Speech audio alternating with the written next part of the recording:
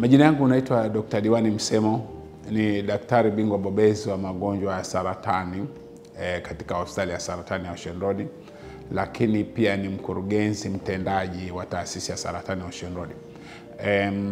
Nimewaita hapa kuwajulisha kuhusiana na ziara ambayo taasisi ya saratani ya Ocean Road kupitia kitengo chake cha huduma ya tiba mkoba inaenda kukifanya katika kanda ya Ziwa, hususani mkoa wa Geita katika hospitali ya Bukombe pamoja na hospitali ya wilaya ya Serengeti.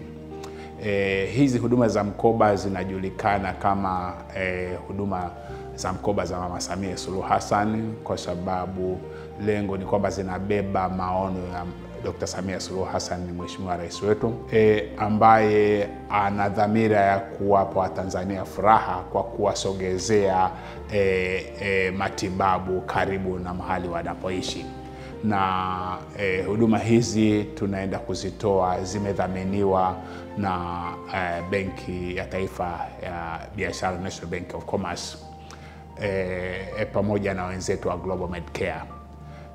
Ni huduma ambazo zitatolewa bure bila malipo, na kwa kipindi cha miaka 4 tumekuwa tukifanya hizi huduma katika maeneo mengine. Kwa hiyo ni muendelezo. Mpaka sasa tumeshachunguza wagonjwa zaidi ya 55,000 kutoka maeneo mbalimbali nchini, kusini, nyanda za juu, kaskazini, mashariki. Tumezunguka maeneo mengi sana, na sasa tunaenda Geita pamoja na Serengeti. Lengo ni kuwachunguza wananchi saratani ya shingo ya kizazi, saratani ya matiti, na kwa kina baba saratani ya tezi dume. Lakini sambamba na hilo pia tutawapima kuhusu ugonjwa wa homa ya ini ambao unasababisha kwa kiwango kikubwa saratani ya ini. Huduma hizi zinatolewa bure bila malipo, na zimekuwa zikitolewa bure bila malipo kwa sababu zimelipiwa na wadhamini wetu kama ambavyo nimekwisha kusema. Kwa hiyo napenda nichukue nafasi hii kuwaomba wananchi wa mikoa ya Geita na mikoa wa Mara na maeneo ambayo yanazunguka kwamba watumie uwepo wa timu ya saratani ya Ocean Road katika hayo maeneo waweze kupimwa.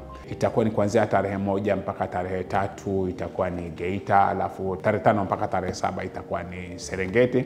Alafu baada hapo tutapanga tena kwamba ni maeneo gani mengine ambayo tutaenda, kwa sababu kama nilivyoeleza ni muendelezo wa kazi kubwa ambayo imeanza kwa miaka 4 iliyopita.